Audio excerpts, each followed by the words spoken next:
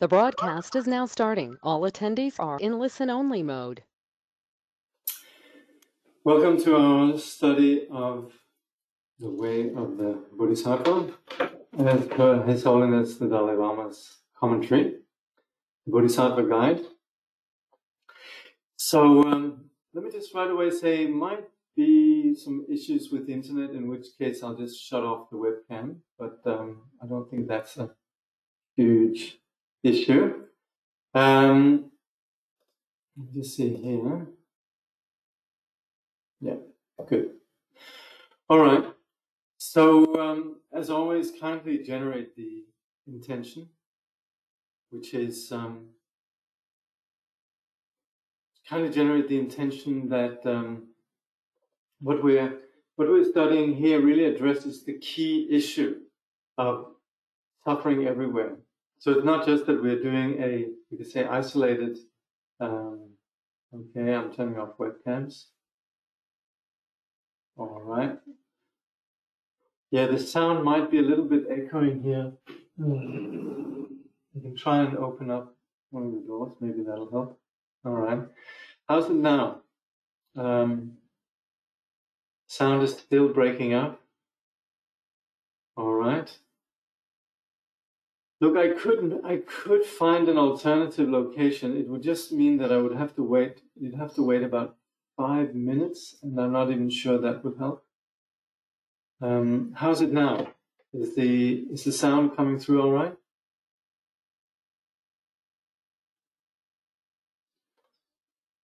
It's unintelligible.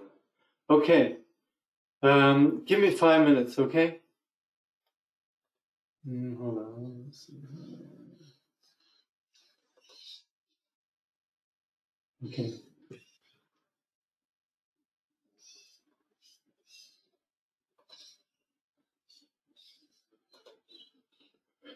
All right.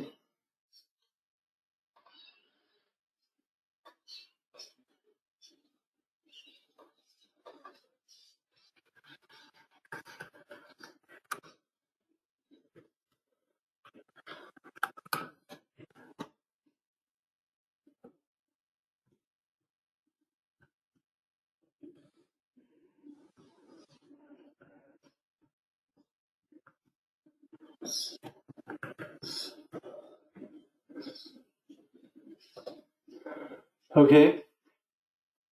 So I'm going to just. What's this thing here? Yeah, I'm going to move just up the road. There's a house nearby where I think the internet might be better, and so we'll start at 9:15. Yeah. Someone could just confirm that you actually could hear me say that. Okay. 9:15. May the force be with you. Thank you. All right. Look, we'll start again at 9:15. All right. Let's see. 9:15. Cool. Yeah.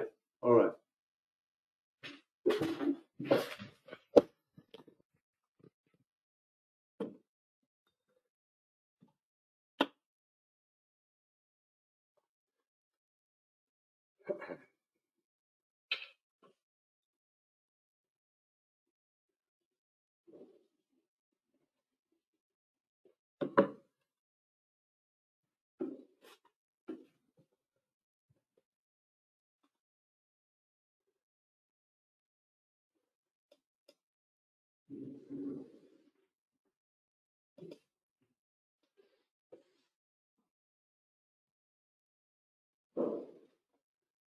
Okay.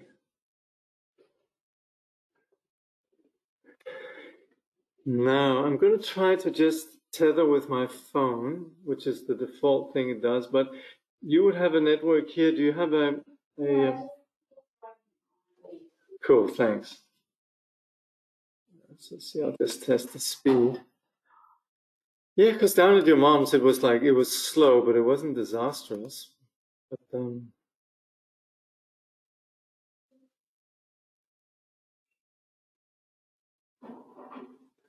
wow. Yeah. Okay, tethering's not working. I might have the day off. I know, that's odd. Usually, most places have. Just use check the Wi-Fi connection. Yeah, I'm doing that. Okay, so your network is what? Netcom 6303. Yeah, okay. And the password is DUZO DUZO, yeah. QE QE TURA. TURA. No caps. No, all lowercase. Working? Did you sleep on that? Yeah. Okay. Yeah. Cats are okay. Cats are okay. Cat is okay. Yeah, I just had really long meeting and last night, so. Until what time? Your mind keeps buzzing. Yeah. Is that working, Jakob? I think so. I think we might be in luck. I'll just try to check the speed. The speed should be quite good. It's fine for my Zoom meeting.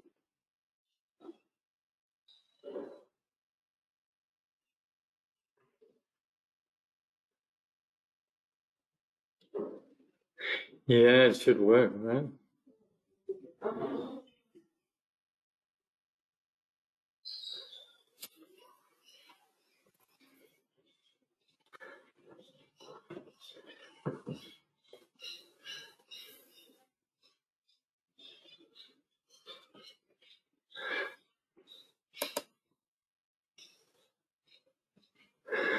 Okay, let me just see. There's some people here. Can you hear me?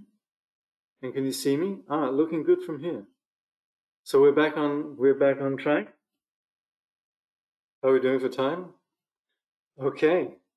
Look, I told people we'd begin at 9:15, so let's just take out 4 minutes then before we begin. Oh, good. Excellent. Yeah, the upload speed apparently is better, so good. All righty-o. Well, that's excellent. Let's see here.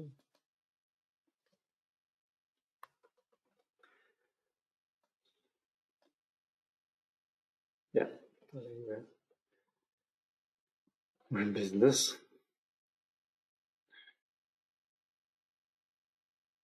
Okay.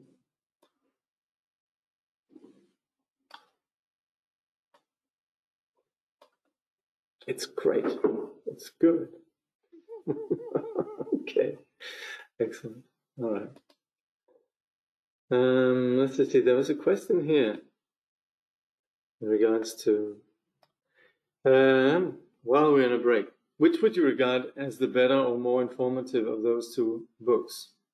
I have the Bodhisattva guide, but I haven't read the other yet. So I was wondering about your take on the differences between the two of them. Well, one is the root text.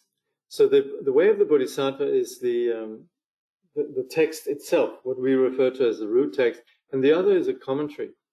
Now, the thing about the commentary by His Holiness is that it summarizes. It's more of a summary.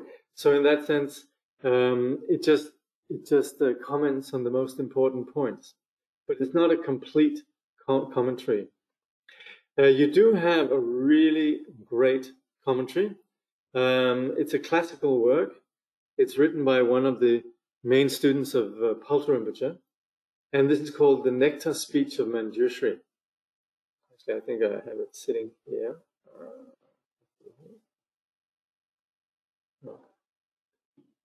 Let me just show you the color. It's just using that for some of the material.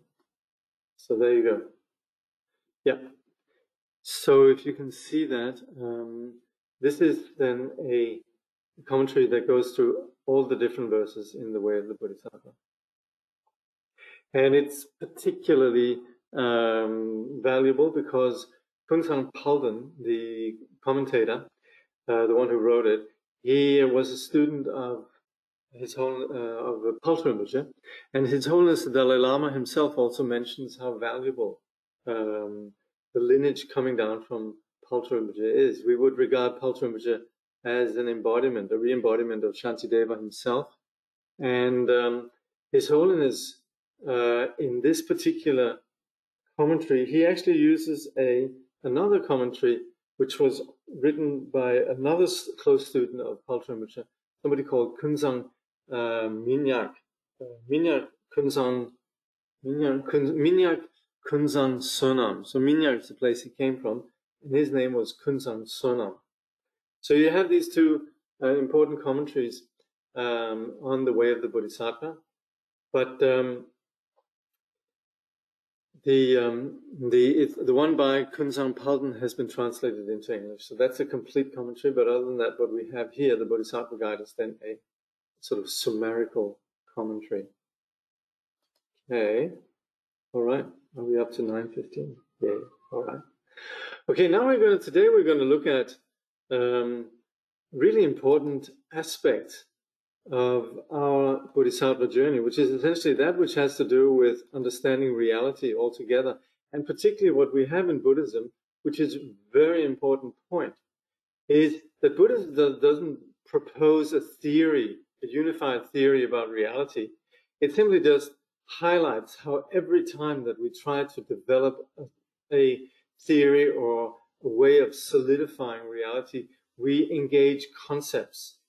And that's where we begin to fall into what we call extremes. That's where we begin to have opinions, and that's where we begin to essentially have the conflict between this and that, our side, your side. That's where we have the origins of dogma. That's where we have the origins of duality, basically, which is when we begin to solidify this, what we call I, and we solidify other. And this while you can say that's an innate tendency that's basic to ignorance, it's particularly enhanced and becomes even more toxic when it's lined up with philosophy. Because that's where all of a sudden you begin to have, you can say, hard, rigid arguments for sustaining a hard, rigid attitude. And that's what the Buddha intends to dissolve. This entire, you could say, cycle of rigidity is what perpetuates our suffering. And while we work at it, of course, in the practice of the Buddha's teaching through meditation, it's very important that we have from the outside this, what we call vipassana, or this insight into the nature of reality as simply just lacking any solidity whatsoever.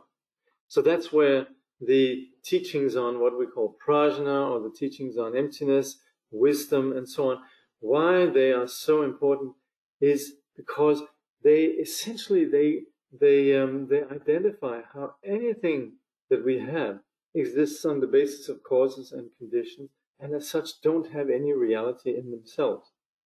And I'm going to be continually coming back to the example of a plant. I typically, use the rice, so that's sort of what we do in Buddhism, it seems, we use this, rice comes handy. So you have a rice seed that gives rice, that becomes the basis for the rice sprout, and then the rice plant. And you actually have this wonderful sutra I've been referring to before, called the Rice Seedling Sutra.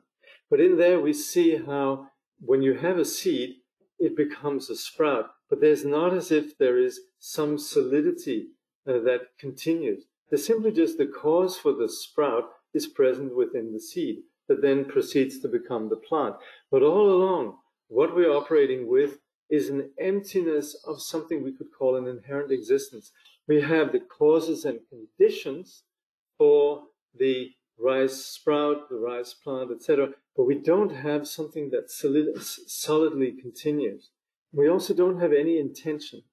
And understanding the nature of our reality as being absent, as you could say, intention absent of some solidity, it actually dismantles this cause of our delusion, which is to think in terms of me as solid and the other as solid. Let's say the internet breaks down on you, and you might think it's the internet gremlins that conspire against me, and I get angry at my computer, or I get angry at the network, whatever, right? But of course, what we know is it's just, there's not like somebody sitting in there, some evil gremlins that have decided to conspire. At least that's where I'm coming from. And in fact, it's just a set of causes and conditions, none of which have any particular evil intention. So that's why we understand that applies to all of our reality. But that also means that the solidity, where I could get angry at the computer, I could get angry at the network, I could get angry at my enemy, that solidity that I attribute to the other, that also feeds rigidity around myself. That is labeling the object and the subject as solid. And what we intend with the teachings on prajna, the teachings on emptiness or wisdom, is to see there actually is nothing but just a set of causes and conditions. And that's where we actually begin to open up to a wider perspective that actually does what we normally do when we're relaxed. And let's say we're very stressed when the internet breaks down, and then we get angry at, the internet service provider or the computer or whatever. But when we're relaxed, we actually just say, well, that's what happens. We know this is what happens. And likewise also, for example, if we're dealing with grumpy children who are coming down from a sugar high, or they need to go to bed or whatever, then they get rude and aggressive, and we know it's just because of particular causes and conditions. And similarly also with all the circumstances that we have in our life where we solidify and label things, we actually need to know that there is no solid, inherent, true phenomenon there. And that also goes for the perceiving subject. We, as much as we are, you could say, colorful, interesting individuals with a strong sense of self, if we analyze, and this is what we need to do, then we actually begin to see there's no basis for that. And that we can arrive at analytically, you could say rationally, but we can also arrive at it when we are spacious and relaxed. Then there's also less uptightness around this sense of the subject. So all of that is really just to say that the present discussion that we're going to look at, it actually intends to dismantle our assumption around a solid reality. So this is a rather important point. In the Way of the Bodhisattva, there's an entire chapter, and we'll get to that, called the Wisdom chapter, which is intending to show us that. But in the present context of patience, the chapter on patience, chapter 6, there we're looking at the reason why we lose patience. And that's where we might identify an aggressor. We might think this other party, whoever it might be, is, has an evil intention. And the moment that we think in those terms, then we solidify, then we have a strong sense of, I hate this person because so, I hate these circumstances because of this and that, and so on. And that's where we actually need to identify there's nothing but a set of causes and conditions that are happening.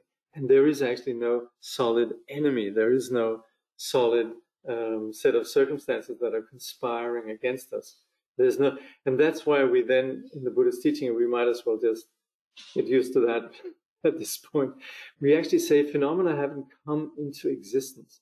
There actually is no enemy as such. There's a set of causes and conditions, and on the basis of that, people or circumstances appear to us as disagreeable. But in fact, it's just a set of causes and conditions, just like, you might have a landslide, and of course the landslide doesn't intend to cover, let's say, villages or do harm to animals and humans. It's just the nature of reality.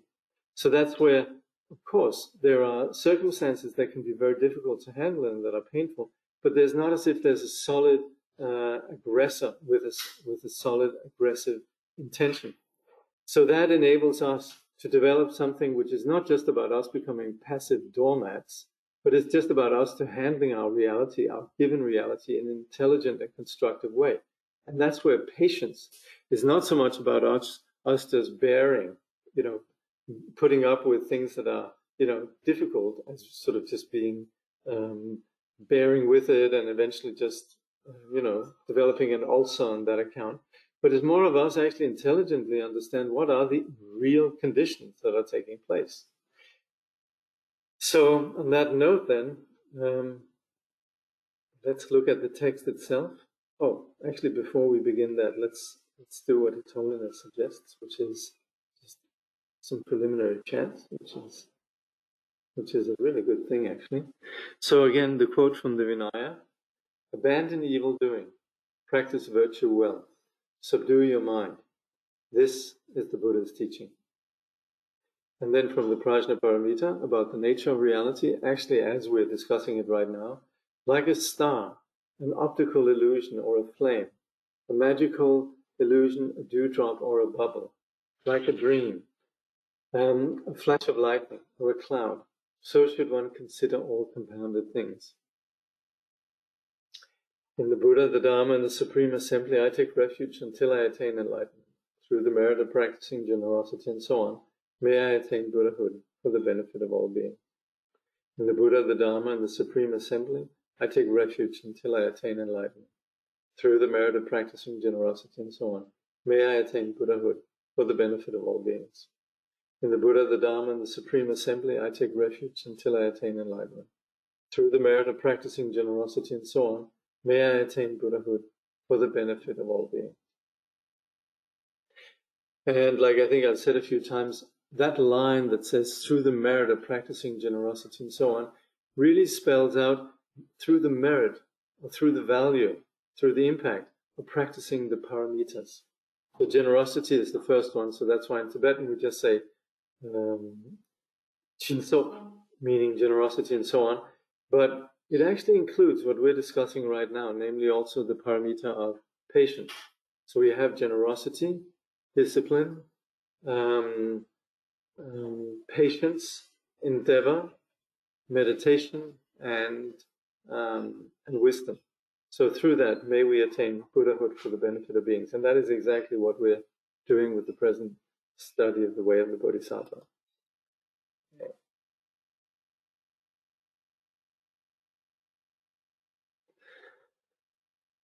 So we are presently trying to understand what is taking place when we encounter disagreeable circumstances, which is that what we have in fact are just an aggregation or an assemblage of various conditions. And like Shantideva says, conditions once assembled have no thought that they will now give rise to some result. Nor does that which is engendered think that it has been produced. So we have circumstances in which there is an appearance, a phenomenon, but it's not as if it has some unchanging reality, some unchanging identity. And this is so important for us to understand. There's a lot to be said about that, and you're welcome to ask questions. I'll make sure we have time for that. But anyway, now Shantideva, he refutes some of the philosophical traditions that you had in India that actually would identify, or that would posit, that would insist that there is some solid reality out there. So His Holiness says, at this point in the text, Shantideva refutes the argument of the Samkhyas, one of the non-Buddhist traditions of ancient India. And in there, Shantideva then says, arguing with the Samkhyas, he says, the primal substance, as they say, and that which has been called a self, does not arise designedly and does not think, I will become. So that's where it was helpful reading Kunzang Palden. That's where we might think that there is somebody out there, an aggressor, that we attribute solidity to. But that aggression comes about on the basis of various causes and conditions. And so that which we then attribute a solidity, in fact, is not something that comes up as something solidly unchanging that exists independently. It really just comes about on the basis of causes and conditions, as we know. And anything that then comes up or that manifests on the basis of causes and conditions, well, it is exactly that. It is created through conditions. And as such, it does not exist unconditionally. So you don't have an enemy that is, somebody might perceive an enemy or might perceive circumstances as being antagonistic to us, but there is actually no inherent unchanging self there. Otherwise, it would have to always be there. Then the person that we perceive as enemy would always have to be the enemy, and any kind of set of circumstances would always necessarily be antagonistic to us. There's also not an intention behind thinking, I will come into existence, I will now be anger, and so on. And that's where then we use this insight into what we call dependently arising as being something which actually just arises on the set of causes and conditions, like the rice seed, the rice sprout, and so on. and actually doesn't ever become something solidly. There's never a solid rice seed. There's never a solid rice sprout. Otherwise, they would never change. They would always remain a rice seed, or would always remain a rice sprout, etc. So that's where we say it doesn't have inherent existence. And so Shantideva then says, for that which is not born does not exist. So what could want to come to be? And permanently drawn towards its object, it can never cease from being so. So that's also where these traditions, they operate with the notion of some cosmic underlying substance. Which, of course, in the case of, let's say, for example, the rice plant, there is nothing that actually, as much as we talk about a rice sprout, a seedling, as much as we talk about that for all practical purposes, or I talk about a cup of tea or whatever it might be, my mouse, yes, it's definitely, it's a reality as far as you could say phenomena goes, but it's not, this does not exist permanently. It's a compounded phenomena. The rice or the tea does not exist inherently. It's a set of causes and conditions. So we say there's actually nothing that has come into existence as truly existing. And that's where we need to distinguish between what we call the two truths. There's the relative truth that for sure there is definitely here, there's a mouse. There's definitely a cup of tea. But ultimately, can I find the true mouse? Will the true mouse please stand up? We won't find anything that's absolute here, apart from just a set of, causes and conditions. So, and that's where also, if there was something solid in which there's a sense of an absolute subject and an absolute object, if these two existed as absolute, then they would always be entangled. There would never be anything changing. So that's where we say drawn towards its object. They have a perceiver and perceived. Then they would always, if there was some permanence taking place, then they would always remain, you could say, with an unchanging experience. And that we know. The nature of our reality is not an unchanging experience. Our interaction with objects are never unchanging. The point being, we want to presently be clear on why we would not be angry at, say, politicians or our neighbor or somebody that annoys us. And that's where we need to arrive at, a clear understanding. There's nothing there. There's nothing there that really justifies us being angry. We need to understand that it's just a set of circumstances. So that's where we don't just say, okay, I'm going to decide to not be angry, that we see that there actually is no basis for that anger. This doesn't mean, again, that we become passive. It just means that we begin to understand the set of circumstances better. So it might need that we are politically engaged in one way or another, that we are proactive in terms of, you could say, preventing disasters and so on. But what is important here in the context of the chapter of patience is that anger is not justified. So we might need to do one thing or another, but the identification as there's an actual evil out there, that's where we go wrong. That's where we need to understand that we're just looking at a set of circumstances. Okay? So His Holiness says, according to Buddhism, there's no such a thing as something arising without a cause. Everything is conditioned by something else. The same applies to negative actions. So in the case of, let's say, an enemy. So now we're looking at these philosophies that attribute some absolute reality to what are in fact just a set of shifting causes and conditions. So that's where in the old India, and who is it again? According to the first actually Indian president, Tansikhans Rinpoche talks about him with great respect. His name was Radhakrishnan. And he, according to Rinpoche, he would travel, when he traveled all over India, he had a whole wagon in his train, back in the 1940s, right? He had a whole carriage in his train that was just his library. So he was a very great mind. And he wrote something called the philosophy, I used to have it was called a concise overview of Indian philosophy. And he makes the point, actually, of what we call Hinduism, because very often we would say, Hinduism is so many different things. But the primary, the most prevalent philosophy across all the various systems that we refer to generically as Hinduism is really the Samkhya tradition. And that's where we talk about these two primary qualities of phenomena, the Prakrit and the Purusha.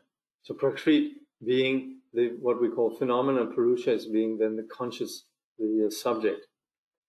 So His Holiness says, according to the Samkhyas, there are 25 objects of knowledge, of which the principal one, the primal substance, Prakrit, is considered to be absolute truth.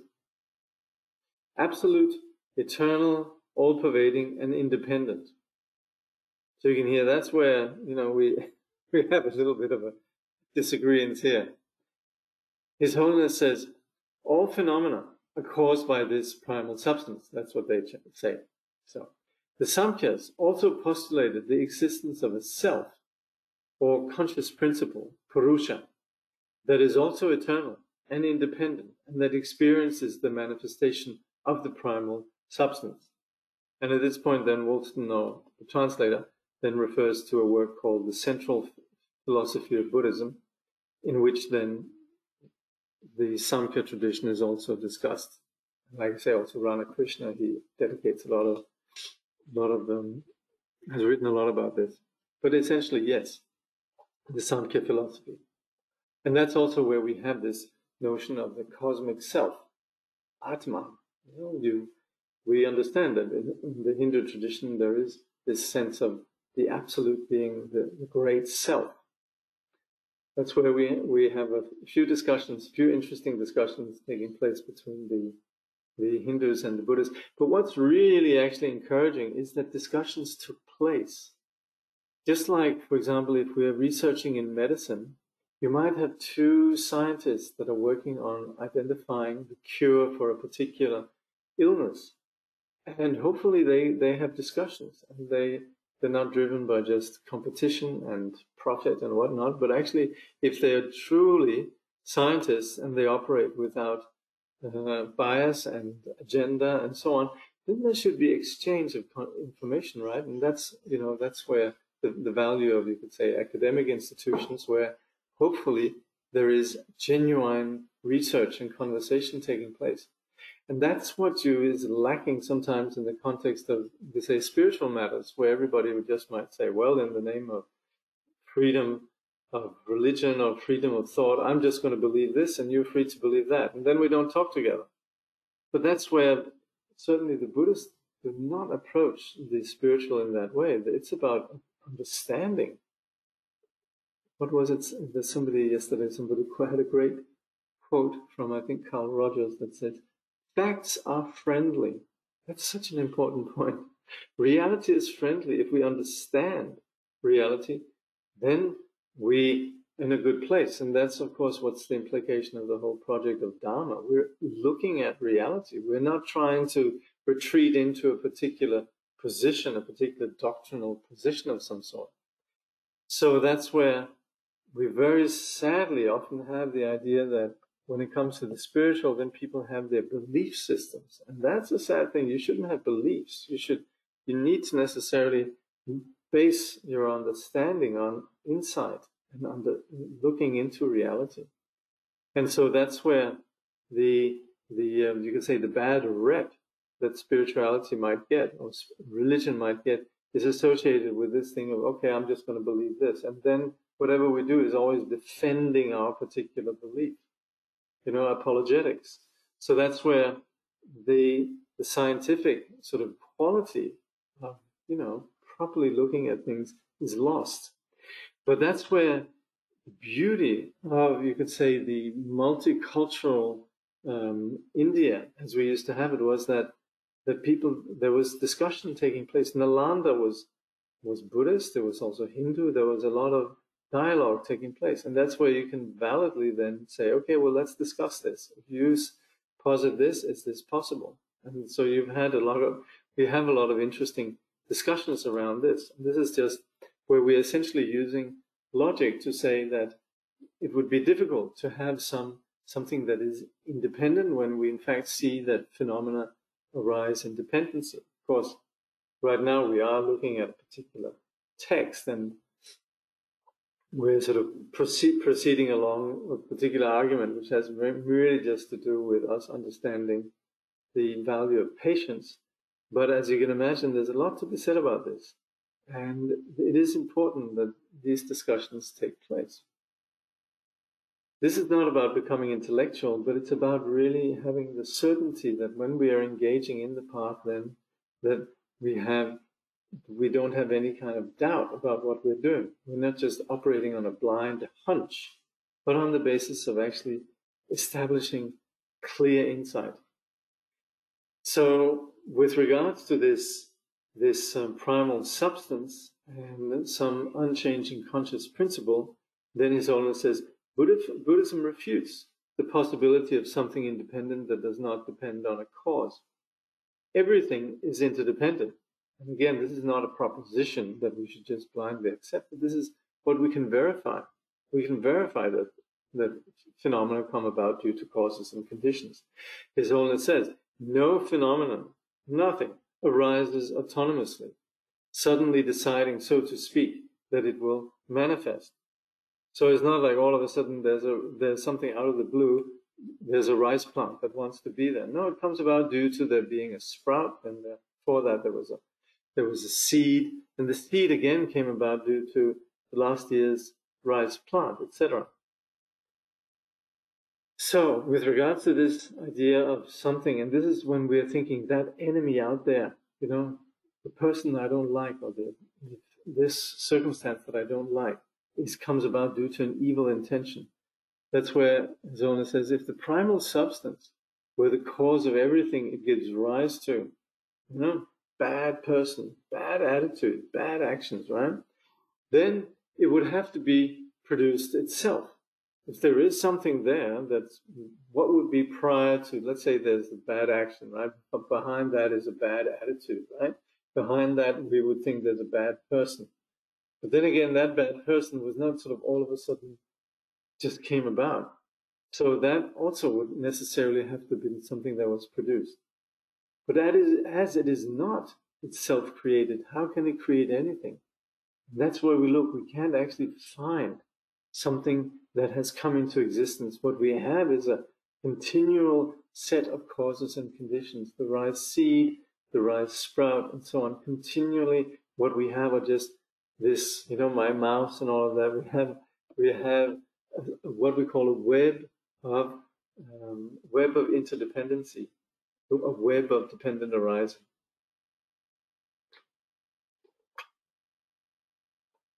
So His Holiness says, Buddhism teaches that everything arises from causes and conditions, and that therefore there is no such a thing as an uncaused cause. If there were such a thing, then everything could be said to arise from nothing. Yeah. If there was something that just sort of, then all of a sudden there was a bad person there, then anything could happen. It would have no relationship between what we can empirically verify is that everything in fact comes about due to causes and conditions. So something arising out of nothing, that would be impossible. If you're proposing that, well then anything could happen. That's of course also what we very often use when we talk about consciousness, to think that consciousness is something that would come about due to causes that have nothing to do with the actual experience of consciousness, namely, you would say, neurobiological systems or whatever it might be, to say that all of a sudden first-person subjectivity with all its bizarre quirkiness of our individuality that could arise out of something that has no, you could say, doesn't have the nature of first-person experience. That again is a rather sort of, you could say, illogical, very problematic proposition.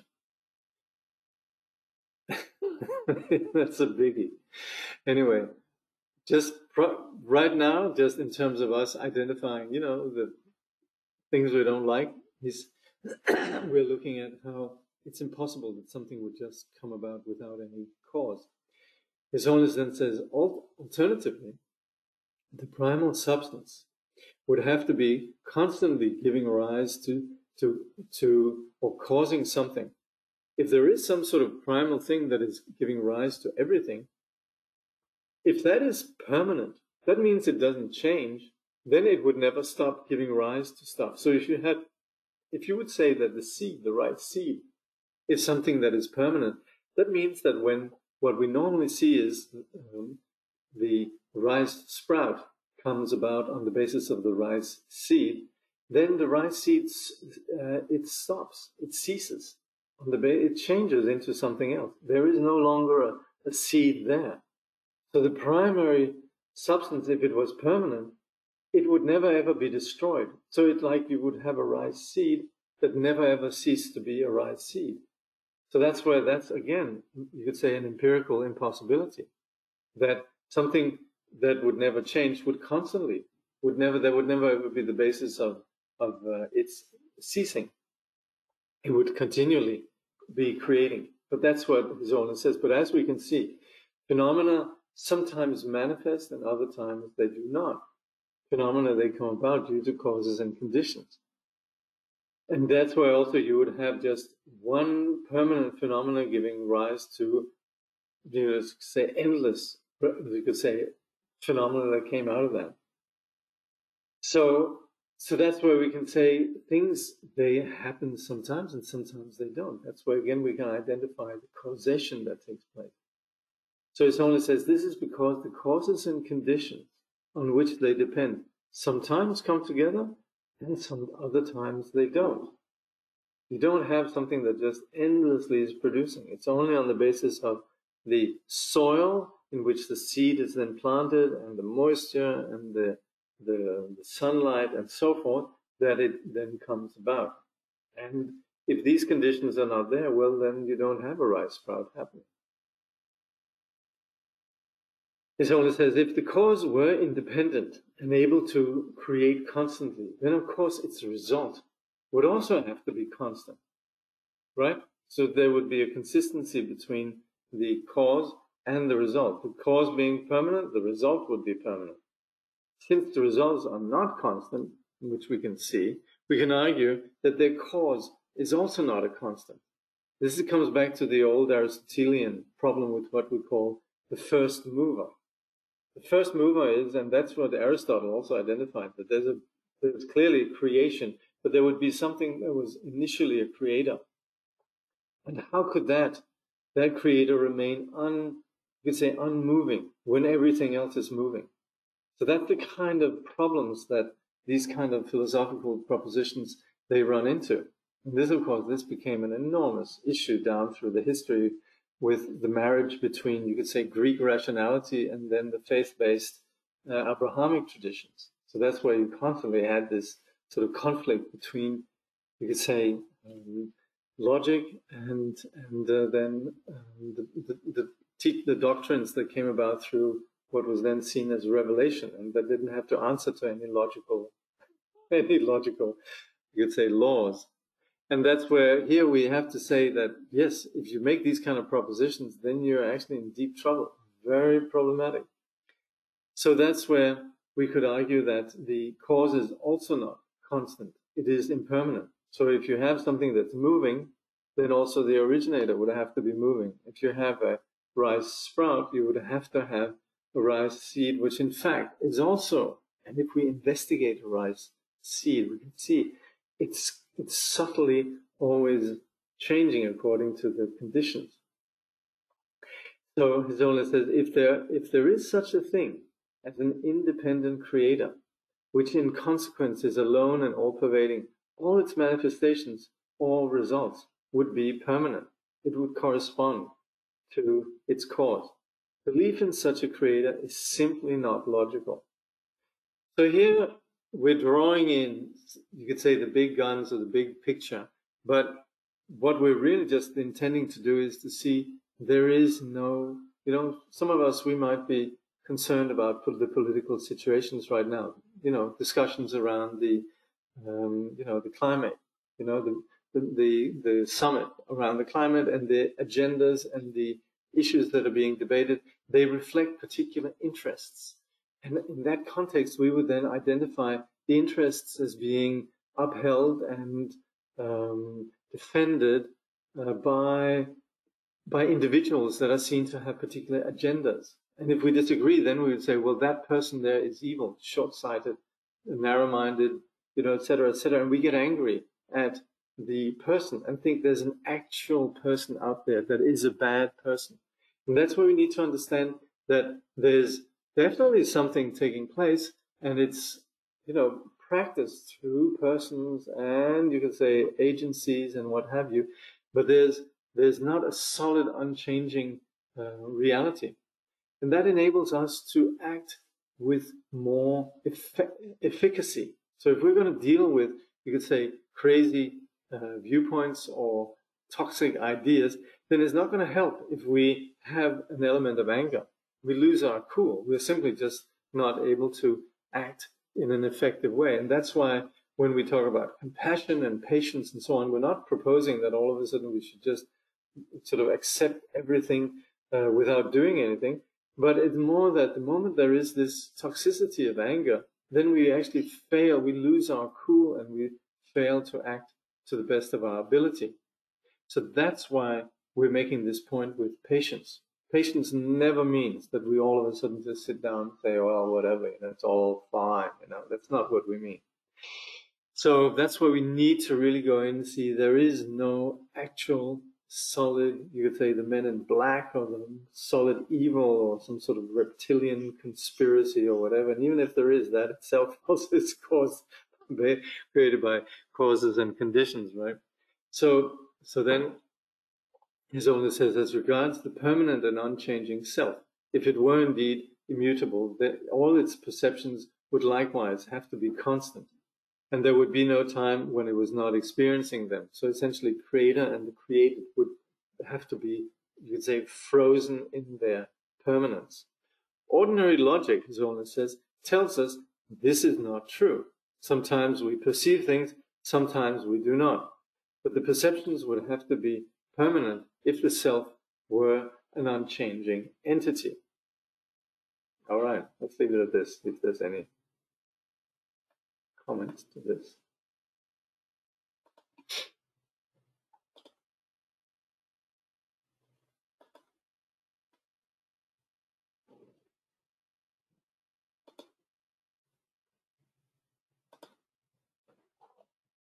Okay. Is aspiration, a vow, a form of intent that causes something to happen? Does Gotsuka Bodhisattva intend to take birth again, and so then do so? Yeah, that we would say yes. So we would say that the cause for a bodhisattva's activity upon attaining enlightenment is based on the intentions and the prayers that the bodhisattva made previous to attaining enlightenment. So that's where we would see this in the general Buddhist vehicle as essentially based on causes and conditions, and we would say the bodhisattva's compassion and activity is very much informed by these prayers. Yeah. So there again, causes and conditions. That's how we generally would talk about it, particularly in what we call the context of the sutra. In the mantra teachings, we might see things slightly differently, but at the same time also we would still say that this the power of intention applies. My friends often say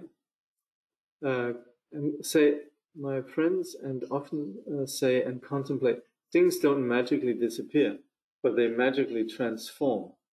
My question is, if things ever do magically disappear, well, the thing is, we would, again, it depends whether we're talking relative truth or absolute truth. Because if we're talking relative truth, well, yes, then for the time being, we have a rice plant, and then it disappears, right? It gets eaten, it dissolves, it disintegrates, right? So that's relative truth. But in that the rice plant, as we label it as solid, has never come into existence, then we would also say it never ceases. There's nothing about it that is born and ceases. So in fact, we would say phenomena, the appearances of phenomena, are such that they are not born and they don't cease. So this applies both with the phenomenal world and also with the subjective experience. So, as you have explained, everything is interdependent and it's changing situational events. We still get angry at situational circumstances, though, and yet no matter what, it's clear the anger doesn't help at all to change or affect anything in a beneficial manner. Right. And of course, if we do want to change, for example, the Bodhisattvas, they want to change the situation of sentient beings suffering in samsara. So it's not as if the Bodhisattvas just sit down and say, well, let's just patiently wait until samsara goes away.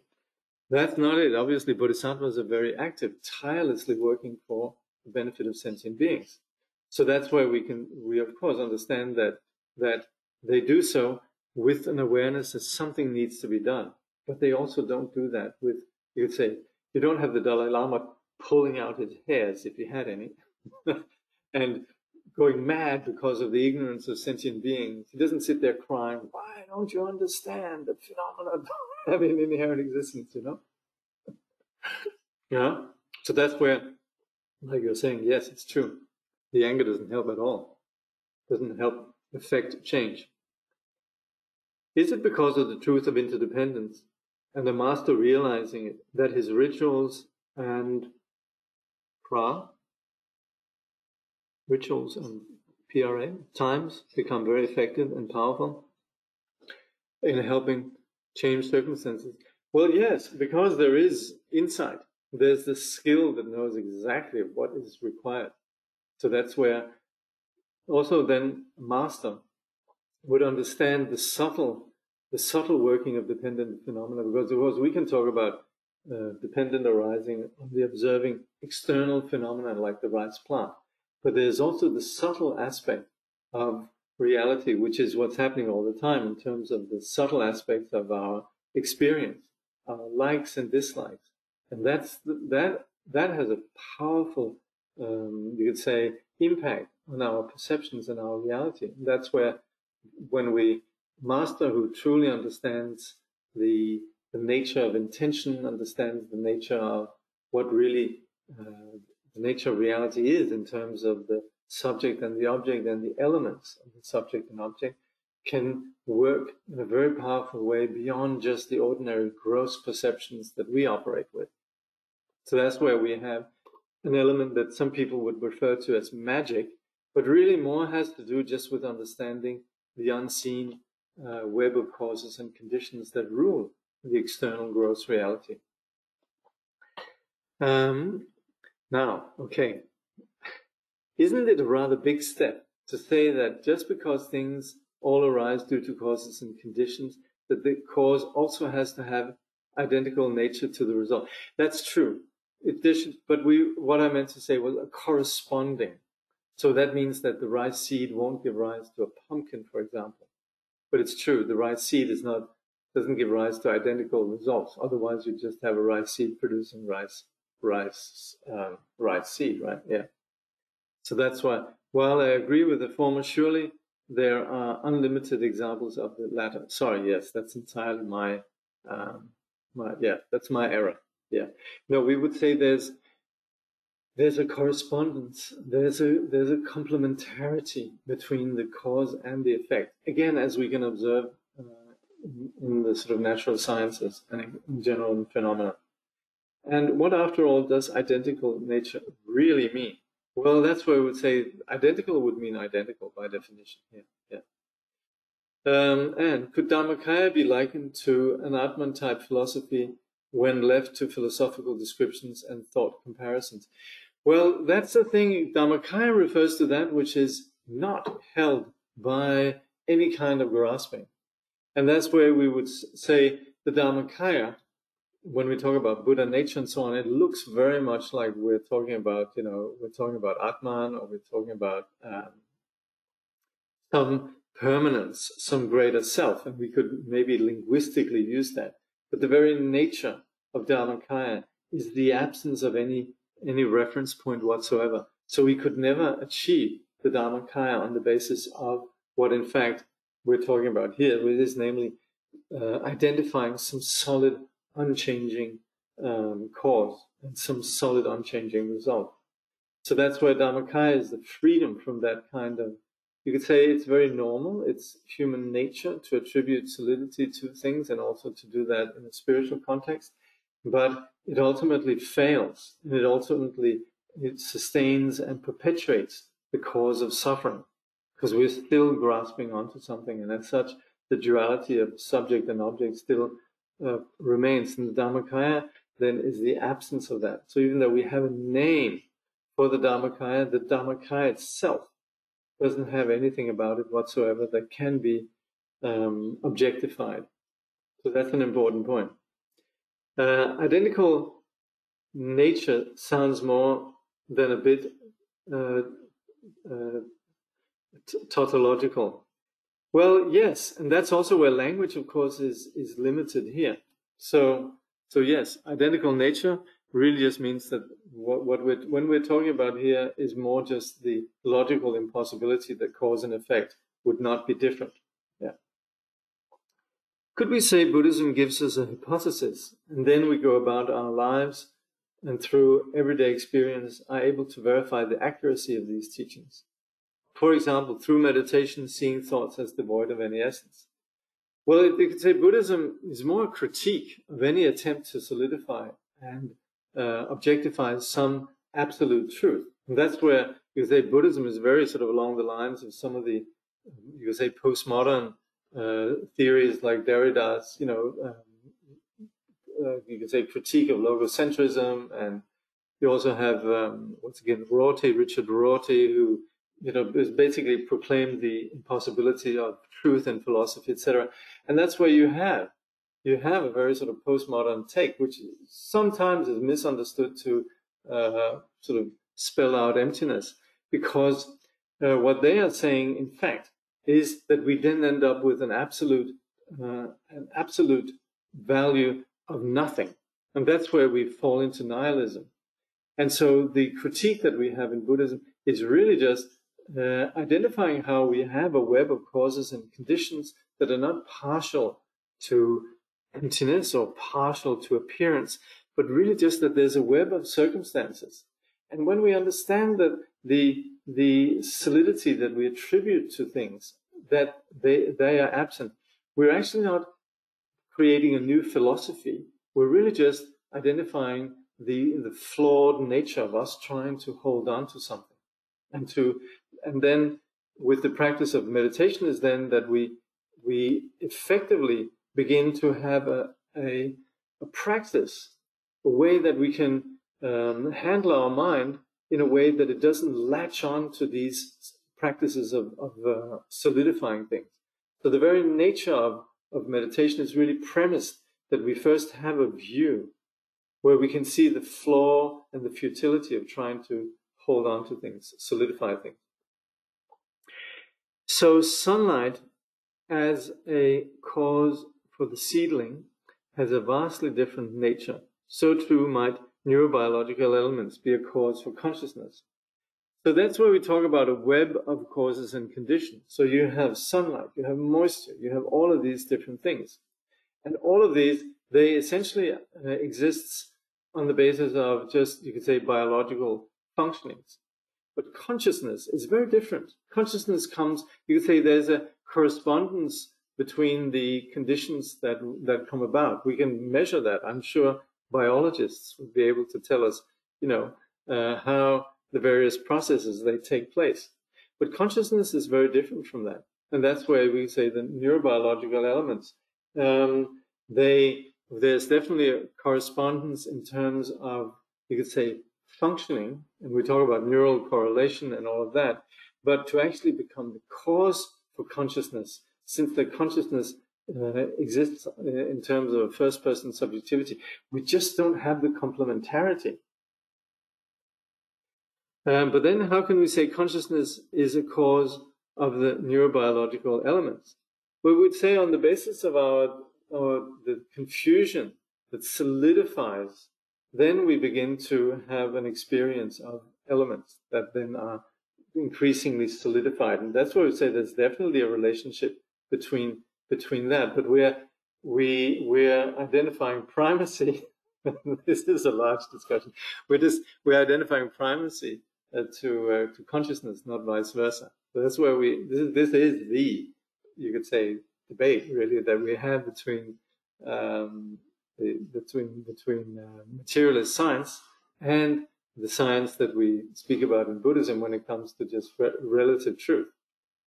So there's to be continued. Is it worth asking where the sky and sun arose from and how? Or are these questions seen as distractions by the wise? No, that's completely valid, as long as we don't think that these are absolute questions. So we would just say that the phenomena that we experience, they are karmic projections on the basis of what's the imprints of our particular all ground.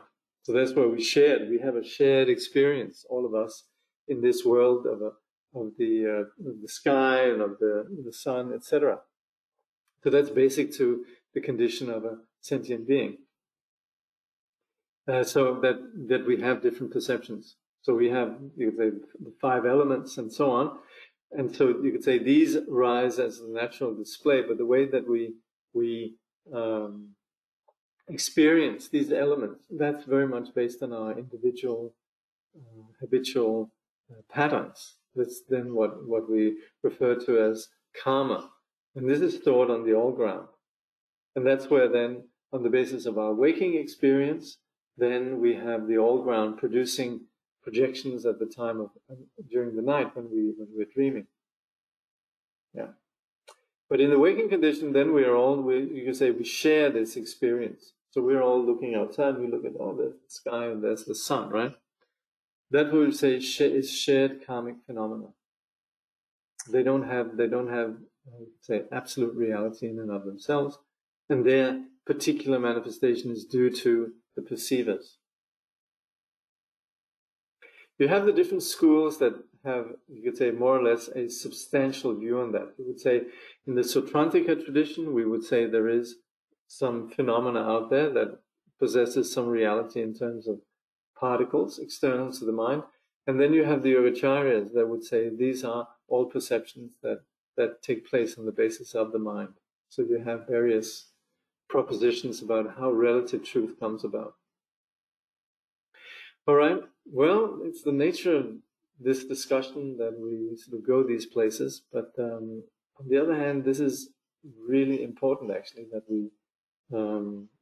we're clear that what we're dealing with in terms of the path, and particularly actually on a very practical level, when we're dealing with something where we see opponents as existing as actually evil. And for example, right now with the whole climate summit and all of that, we could very well see individuals as intrinsically evil if they might, for example, be propagating an agenda that has to do with big industry or whatever. And that's where we need to understand they also come about on the basis of causes and conditions. And that's why Shantideva in another place, His Holiness might quote this, he says, don't mistake the manifestation for the cause. And there might be persons who, for example, represent particular political agendas that we disagree with, and we then point the finger at the person. But actually, we should always remember behind the person, there is the even more deeper cause, which is ignorance. And that's where Shantideva says, when somebody hits you with a stick, you don't get angry at the stick, you get angry at the person behind, right? And that's when we begin to see, that's where we would mistake and think, there's an actual person there that's wielding this perpetrating this evil. But in fact, it's not. That's just a stick. So that's where we need to look behind. And so it's very important that we apply this when we think of us and them, that we don't point fingers out and say, there's some bad people out there.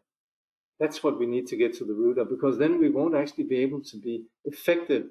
Then we just sort of go, well, they're all bad, and I'm just going to retire. I won't do anything because they're all bad, or I'm going to blow them up or whatever. And that's where we end up creating more suffering. So whether we're going out and being, you could say, externally aggressive, or we're retreating into internal aggression, we're perpetrating the causes of suffering. And that's where we need to get, not just as a moral imperative that we should be good little people, but more seeing that it's a profound misunderstanding that drives us to into this belief system. So that's what Shantideva is onto. All right. They'd probably think well, that's the thing. That's when we begin to think there's somebody out there. And that's where we need to understand there is no they. Yeah? Okay, to be continued. Thank you very much for this.